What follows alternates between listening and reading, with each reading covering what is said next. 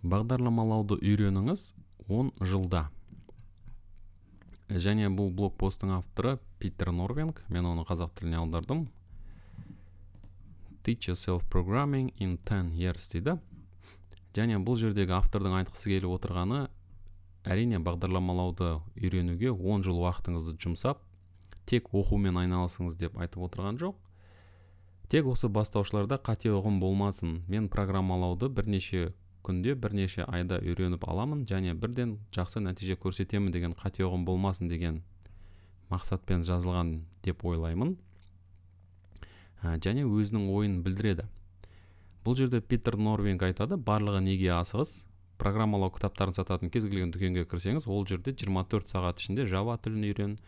Оның жанында бірнеше күн немесе бірнеше сағат ішінде C, SQL, Ruby, алгоритмдерді және тағы басқа үйретуді ұсынатын кітаптардың бірнеше нұсқаларын тағы көресіз дейді. Ал Amazon сайтына кіріп, 2000 жылдан бастап кітап аты үйрену өз-өзіңе сағаттар деген кеңейтілген сөзбен іздейтін болсақ, онда осындай жүздеген кітапты табамыз дейді. Мысалы, мына кісі дегенде 512 кітап нәтижесін көрсетіпті. Және осы кітаптардың алғашқы 10-ның 9-ы бағдарламалау кітаптары дейді. Және ұқсас нәтижелер өзіңді үйрену немесе сағаттарда күндермен ауыстырып тағы іздейтін болсақ, тағы да көптеген кітаптарды аламыз дейді. Яғни программалауды 20 күнде үйрену, программалауды 10 күнде үйрену деген сияқты кітаптар сансыз шығады дейді. Бұдан жасайтын ерте қорытынды, не адамдар бағдарламалауды үйренуге асығады, немесе бағдарламалауды үйрену кез келген басқа нәрсені үйренуден өте оңай дейді. Бағдарламалау деп аталатын нәрсені 21 күнде үйреніп алуға болады. Және сіз код жазасыз, бірақ оның сапасы мен беретін нәтижесі қандай болмақ дейді. 21 күнде кішкене бір нәрсені үйренесіз, және бір нәрсе жазасыз, бірақ оның сапасы мен нәтижесі шын айтқанда қандай болатыны белгісіз дейді. Және оны мына жерде кішкене суретпен де келекеждеп осы Abstruse Goose деп аталынатын сайт жасаған екен. How to teach yourself programming, программалау 21 күнде қалай үйренуге болады дейді. Мысалы, бірінші 10 күн арасында сіз қарапайым нәрселер, variable, concatenation, array, string, expression, statement сияқты нәрселерді үйренесіз дейді. Одан соң программалаудың арғарай келесі сатысы flow, pointers, одан кейін reference, cluster, object, объектілерді, сондай-ақ inheritance, мұрагерлік, полиморфизм, осындай нәрселерді үйреніп бастайсыз. Одан соң 22 күнмен тағы да 2 жыл арасында көптеген кодтар жазасыз, қызықты нәрселер жазып үйренесіз дейді. Басқа программистермен сөйлесе бастайсыз, олардың проектілерінен үйренесіз, бір проектіде бірге жұмыс жасайсыз. Көріп отқандарыңыздай бұл жерде бірнеше жыл уақытын кеткенін байқайсыздар. Одан соң ары қарай енді бұл жерде қалжың кетеді. Физиканың заңдарын оқып, бір бәле жылда, яғни сіз өте үлкен жасыңыз бірнеше жасқа келген соң, сіз уақытты артқа қайтаратын мәшине ойлап тауып, 21 күннен кейінгі өзіңізді ауыстырсаңыз болады. Әрине бұл енді қалжың, келекеждеме. Яғни 21 күнде программалауды үйрену көптеген қадамдарды аттап өтесіз деген сөз, өте маңызды. Және нағыз маман программист болу кішкене күрделі қиын деген сөз. Енді мына жерде 24 сағатта C++ программалау тілін үйренетін кітапты Amazon сайтынан сілтеме жасаған екен, және осыны кішкене талдап, зерттеп көрейік дейді. 24 сағат ішінде сіз бірнеше маңызды бағдарламаларды жазуға уақыт таппайсыз, және бағдарлама жазу барысында жетістіктеріңіз бен сәтсіздіктеріңізден үйренбейсіз дейді. Сізде тәжірибелі бағдарламашымен жұмыс істеуге және C++ ортасында өмір сүрудің қандай екенін түсінуге уақыт болмайды. Қысқасы, көп нәрсені үйренуге уақыт болмайды. Демек, кітап терең түсіну туралы емес, үстірт танысу туралы ғана айтуы мүмкін. Александр Папа, яғни Папа Папа Римский айтқандай дейді, аздап үйрену қауіпті нәрсе депті. 24 сағат ішінде сіз C++ синтаксының кейбірін үйрене аласыз дейді. Егер басқа тілді білетін болсаңыз, бірақ тілді қалай пайдалану керектігі туралы көп нәрсені біле алмайсыз. Қысқасы, егер сіз айталық basic бағдарламашысы болсаңыз, C++ синтаксысын пайдалана отырып, basic стилінде бағдарламалар жазуды үйрене аласыз. Бірақ C++ бағдарламалау тілінің шын мәнінде не үшін жақсы және жаман екенін біле алмайсыз. Сонда оның мәні неде? Алан Перлис былай айтқан екен: бағдарламалау туралы ойлауыңызға әсер етпейтін тіл туралы оқу ол уақытыңызды бөлуге тұрмайды депті. Яғни программалау тілін оқитын болсаңыз, сіз онда негізгі ұғым, негізгі мәселе ол проблемаларды шешу, нәтиже алу, жұмысқа немесе күнделікті өмірге қажетті пайдалы нәрсені жасау дейді.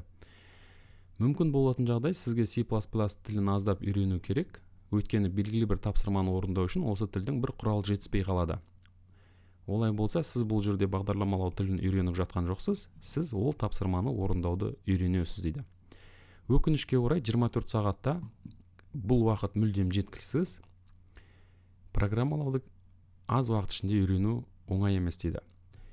Көптеген зерттеушілер, мысалы мына жерде тізімде келтірілген зерттеушілердің барлығы, және ол жерде сілтеме берілген, олар өздерінің жұмысында осы шахмат ойнауды, композиция, телеграфтық операция, кескіндеме, фортепианода ойнау, жүзу, теннис, нейропсихология мен топологияларды зерттеу, музыканы қоса алғанда кез келген алуан түрлі салаларда тәжірибені дамыту үшін шамамен 10 жыл қажет екенін көрсетті дейді. Ең бастысы бұл жерде ақылға қонымды, парасатты әрекет ету. Яғни 10 жыл ішінде белгілі бір, әрине түсініксіз, ақыл ойға қонбайтын нәрсені жасай бергеннен ешқандай пайда болмайды дейді. Барлығын ойланып жасау керек, және оны қайта-қайта орындау ғана емес, сонымен қатар сіздің қазіргі қабілетіңізден асып кететін тапсырмамен өзіңізді сынау, оны зерттеп көру, орындау кезінде және одан кейін жұмысыңызды талдау және кез келген қателерді түзету дейді. Содан кейін барып қайталаңыз және қайтадан қайталаңыз. Нақты төте жолдар жоқ сияқты, тіпті 4 жасында музыкалық яғни бұл жерде айтып отқандай көп нәрсені ақыл оймен парасатқа салып жасаңыз дейді. Сіз өзіңіздің қателіктеріңізді міндетті түрде анализ жасауыңыз керек, одан үйренуіңіз керек дейді. Және сіз әрқашанда өзіңіздің деңгейіңізді өсіріп отыруыңыз керек дейді.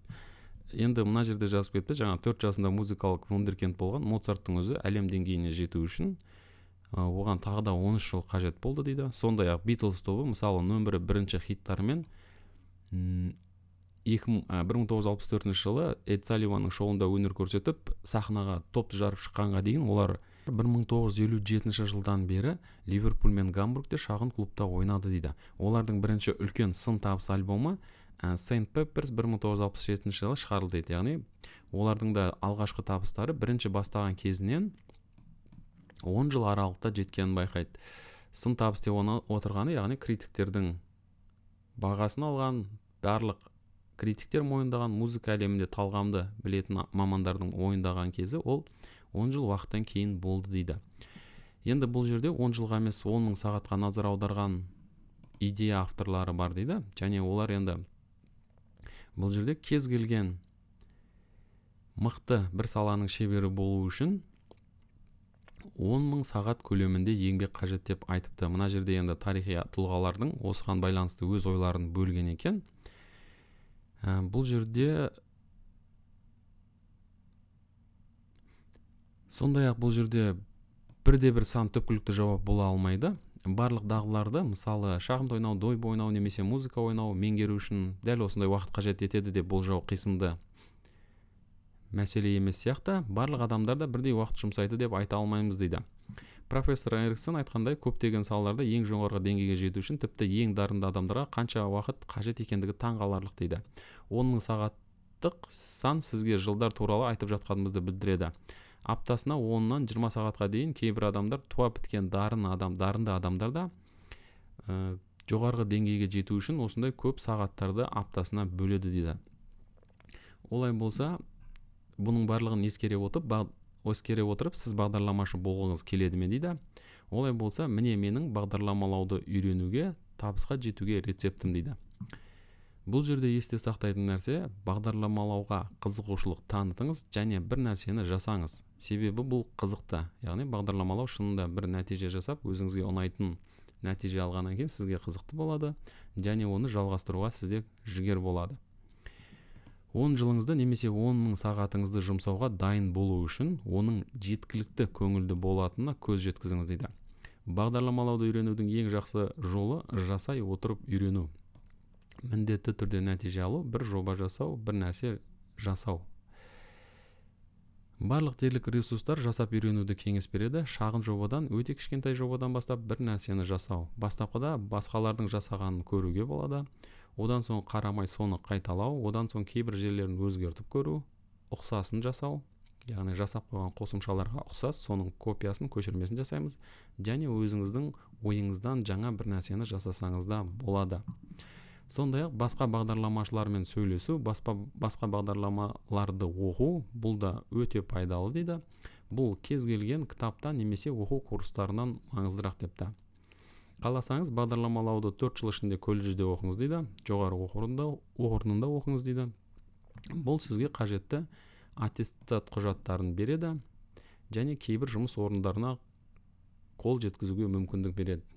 Яғни сіз бір жерге жұмысқа тұрып, бағдарламашы болып жұмысқа тұрсаңыз, тіпті өте керемет болады, себебі ол жерде сіздердің әріптестеріңіз болады және жұмыс барысында сізге қажетті тапсырмалар беріледі. Сондықтан ол жерде үйрену, сол бағытта икемделу тіпті керемет. Енді әрине жұмыс бұл жерде әрине нөмір бірінші мотивация, сондай-ақ нөмір бірінші жалпы үйренуге өте қолайлы орын деп айта аламыз, себебі жұмыс барысында ол жерде берілетін, сізге қойылатын талаптар, берілетін тапсырмалар сізді оны шешуге, еңбектенуге, оқуға итермелейді және үйренуге жол ашады. Басқа бағдарламашылармен бірге жобаларда жұмыс жасаңыз, кейбір жобаларда ең жақсы бағдарламашы болсаңыз, онда сіз әрине тим лид боласыз, басқарасыз, басқаларға өзіңіздің көзқарасыңызды, идеяңызды бөліссеңіз болады. Ал егер сіз кейбір топтан нашар болсаңыз да, онда тұрған еш нәрсе жоқ. Сіз ол жерде шеберлердің не істейтінін үйренесіз және олар ұнатпайтын нәрсені үйренесіз дейді. Олар ұнатпайтын нәрсе деген кейбір енді программада сондай жаңағыдай өте қызықсыз, муторный работа дейді ғой, жаңағыдай ешкім ұнатпайтын жұмыстар болады. Соны сізге бастаушы болсаңыз әрине тапсырады. Сондықтан сіз оны орындау барысында да осындай фундаменталды негізгі керек нәрселерді үйренесіз. Басқа бағдарламашылар жасап болған жобамен жұмыс жасаңыз дейді. Яғни дайын кодтарды оқисыз және солардағы жазған бағдарламаны, басқа біреу жазған бағдарламаны түсініңіз дейді. Кодты жазған бағдарламашылар жоқ кезде, яғни ол кодты жазып кетті, олар жоқ кезде сіз оны қалай түсінесіз және оны түзету керек болса қалай шешетініңізді көріңіз дейді. Сондай-ақ сізден кейін кодты оқитын және ол кодты қызмет көрсететін адамдар туралы да ойлаңыз дейді. Және бұл енді кішкене осы жоғары деңгейге жеткеннен кейін айтып отырғаны. Сондай-ақ бұл жерде кеңес айтады, сіз 10 жылда бір емес, бірнеше бағдарламалау тілін үйреніңіз дейді. Себебі олардың әрқайсысы сізге әртүрлі нәрсені терең түсінуге мүмкіндік береді. Мысалы, класс абстракцияларын Java немесе C++ сияқты программалау тілдерінен үйренуге болады. Сондай-ақ функционалды абстракцияны мысалы Lisp немесе ML, Haskell сияқты программалау тілі. Сондай-ақ декларативті сипаттамалар, яғни программалаудың негізі өте, ол жердегі түсініктер терең кете береді және оның барлығын меңгерген сайын сіздің шеберлігіңіз, бағдарламалаушы деңгейіңіз өседі деп айтқан екен. Сондай-ақ компьютер сайенс мамандығында компьютер сөзі бар екенін ескеріңіз дейді. Ол жерде енді нұсқаулықтарды орындау, жаттан сөзді алу, яғни жадты басқару, бұл да программалаудың бір бөлігі болып саналады. Бұл және сіз бастапқы деңгейден өтіп, жоғары деңгейдегі маман болған кезде керек болады. Сондай-ақ тілді стандарттауға қатысыңыз дейді. Бұның барлығы әрине осы 10 жыл ішінде жоғары деңгейдегі маман болу үшін беріп отырған ақыл кеңесі. Осының бәрін ескере отырып, кітап оқу арқылы мұның бәрін қаншалықты біліп жетуге болатыны күмәнді дейді. Бірінші балам туғанға дейін мен дейді, мынаны қалай жасаймын кітаптарының барлығын оқыдым дейді. Бірақ әлі де өзімді білмейтін жаңадан бастағандай сезіндім. Яғни бұл кісіде бастама кезінде көп осы how to do this, жаңағыдай көптеген қалай істеймін деген кітаптарды көп оқыдым дейді, және оның барлығы маған пайдасы шынын айтқанда мен күткендей болмады дейді. Алайда екінші балам туғанда мен кітаптарды қайта оралдым ба, кітаптарды оқыдым ба дейді. Жоқ. Оның орнына мен өзімнің жеке тәжірибеме сүйендім дейді. ол сарапшылар жазған мыңдаған беттерге қарағанда маған әлде қайда пайдалы және сенімдірек болды. Яғни кітаптарды, видеоларды оқи бергеннен гөрі алған білімді бір нәрсеге жұмсап, өз бетіме жұмыс жасап, ойланып, анализ жасап, бұл кісінің осы программалауды үйрендім деп ақыл кеңес айтып отырғанын көреміз. Жарайды, Java, Ruby, JavaScript, PHP сияқты бір кітапты сатып алыңыз дейді, сіз одан біраз пайда алатын шығарсыз. Бірақ 24 сағат немесе 24-21 күн ішінде өміріміздің немесе бағдарламашы ретінде нақты тәжірибеңізді өзгерте алмайсыз дейді. 24 ай бойы үздіксіз жақсарту үшін көп жұмыс істеуге қалай қарайсыз дейді. Енді бір 2 жыл уақытыңызды бөлуге қалай қарайсыз дейді. Олай болса, енді сіз дұрыс ойлай бастадыңыз және кірісуге болады дейді. Бұл жерде қосымша тағы да бұл кісі өзінің ойын білдірген екен, қандай бағдарламалау тілін таңдайын деген. Бірнеше адам алдымен қандай бағдарламалау тілін үйрену керектігін сұрайды. Бір жауап жоқ, бірақ мына тармақтарды қарастырыңыз дейді. Бағдарламалау тілін таңдаған кезде сіз достарыңыздың қауымдастықты пайдаланыңыз. Яғни, қазіргі таңда кейбір программалау тілдерінің қауымдастығы күрт кенеттен өседі. Мысалы, қазіргі таңда Python, JavaScript, сондай-ақ Java негізі ешқашан қалмайды. Осындай программалау тілдерінің қауымдастығы өте үлкен. Ол жердегі кітапханалар, library, сондай-ақ дайын кодтар, сондай-ақ ашық ресурстар, GitHub'тағы жаңағы кодтардың қайнар көзі, оның барлығы өте көп. Сол сізге мысалы көмек болуы мүмкін дейді таңдау барысында. Сондай-ақ достарыңыз деп отырған, мүмкін сіздің танысыңыз бір жерде программист болып істейтін болса, соған икемді, соған қажетті программалау тілін одан сұрап, бірге үйренуге, сонымен бірге жұмыс жасауға мүмкін, соған байланысты болуы мүмкін дейді. Қарапайым болыңыз дейді, яғни бірден жоғары деңгейдегі өте күрделі C++ немесе Java сияқты бағдарламалау тілдері, олар өз кодтарының жұмыс уақытының тиімділігіне алаңдайтын үлкен топтан тұратын тәжірибелі кәсіби бағдарламашыларға арналған дейді. C++ және Java сияқты программалау тілдері ол үлкен деңгейдегі жұмыстарды, жобаларды шешуге арналған программалау тілі дейді, және ол жерде алғашқы бастаушылар үшін күрделі болып саналатын, мысалы оптимизация, кодтың дұрыс жұмыс жасауы, кодтың әрекеті сияқты кейбір күрделі түсініктер бар дейді. Нәтижесінде бұл тілдерде осы жағдайларға арналған күрделі бөліктері бар дейді. Сіз бағдарламалауды үйренуге алаңдайсыз дейді. Сізге бұл күрделіктің қажеті жоқ. Сізге бір ғана жаңа бағдарламашы үйренуге арналған, есте сақтауға оңай болатын, тез кірісіп кететін тілдерді бастауға болады дейді. Және бұл жерде тағы да сізге оқу қалай оңай болады дейді. Мысалы, бірден нәтижесін алған дұрыс па, немесе барлығын бірінші оқып алып, одан соң барып жасаған ұнай ма дейді. Осының барлығын, осы критерийлерді ескере отырып, менің бірінші бағдарламалау тіліне арналған ұсынысым бұл жерде Python немесе схема болады депті. Тағы бір таңдау JavaScript болып табылады, себебі ол жаңадан бастағандар үшін өте жақсы жасалған дейді. Және ол үшін интернет торабында көптеген ашық ресурстар бар дейді, яғни JavaScript үшін, Python үшін, схема үшін мысалы. Ал егерде сіздің жасыңыз кішкентай болса, онда сіз Alice, Squeak немесе Blocky сияқты бастауыштарға, кішкентай балаларға арналған бағдарламалау тілінен де бастасаңыз болады дейді. Бұл кісінің айтқан ойы, яғни бұл жерде өзінің айтқысы келіп отырғаны, кейбіреулер бағдарламалауды осы 1 айдың ішінде, 2 айдың ішінде оқимын деп бастап, кірісіп, ол жердегі күрделіктерді көргеннен кейін айнып қалу және бағдарламалауды мүлдем тастап кетуі мүмкін дейді. Сондықтан бұл жерде дұрыс ойлау, дұрыс қадам жасай білу маңызды. Программалау оңай емес, оны үйренуге бірнеше айларыңыз, жылдарыңыз кетуі мүмкін. Сондықтан оған дайын болу және алдыңыздан кездескен күрделіктерді шешу, жүйелі болу және тоқтамау өте маңызды. Бұл кісінің айтқысы келетіні асығыс шешім қабылдап, тез арада игеріп кетемін деп, нәтиже сіз күткендей болмаса, көңіліңіз түспесін дегенді айтқысы келген сияқты. Сондай-ақ мен сіздерге алдында айтып кеткендей, бағдарламалау неге күрделі деген тағы бір мақала бар ағылшын тілінде, оны да осындай блогпостқа аударамын деген ойдамын және сіздермен бөлісемін. Олай болса достар, сіздерге пайдалы болды деген ойдамын. Келесі сабақта кездескенше.